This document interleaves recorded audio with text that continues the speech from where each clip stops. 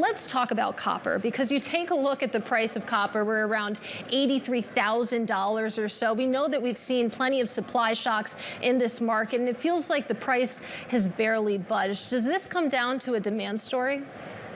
Goldman Sachs has just published today calling for over $9,000 a ton copper this year. We think copper is making a bottom. I'd be willing to wager on $9,500 a ton before we go down to $7,500 a ton.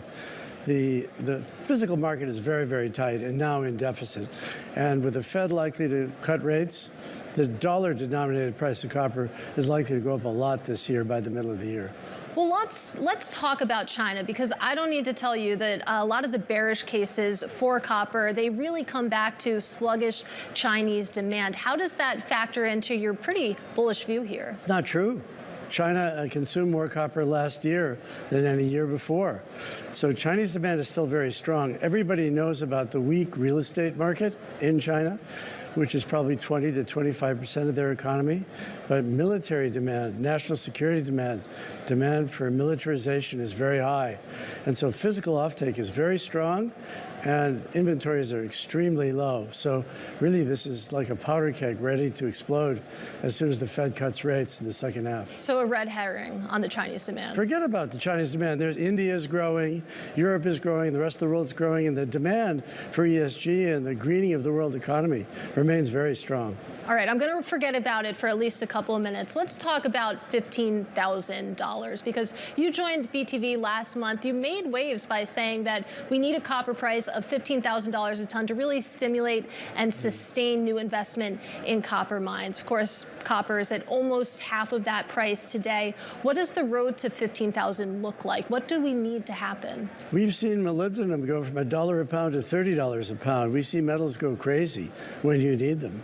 If somebody is pointing a gun at you, you need that copper to shoot back. You don't do an NPV model. So we see massive military demand. Europe is rearming.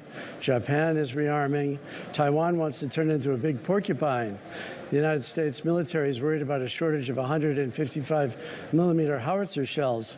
What do you think the world's army is made out of as all this shooting goes on? And meantime, we have a huge amount of humanity that wants to green the world economy, building electric cars, windmills. So everything you touch requires copper metal in the modern economy, including this wonderful studio where we're sitting, smiling at each other. Well, Robert, I have to say, I hope I never need copper that badly, but let's assume that we stay around these levels, $83,000 or so. What would that mean for the legacy mines that are in business right now? The legacy mines are in the process of slowly dying. They're very low grade. They're generating more and more global warming gas per unit of production. It's really, really difficult to bring a copper mine into production. It usually takes 20 years or so for a tier 1 mine to be discovered, built, and constructed. And we've had such a long period of time when all the money in the world went into your previous guests, like Netflix or broadband or wireless or really sexy, disruptive technology, and we didn't put money into mining, into basic raw materials. And so this is the revenge of the old economy. And suddenly we have a shortage of these metals. And so it's inevitable that the price will rise. It's only a question of when.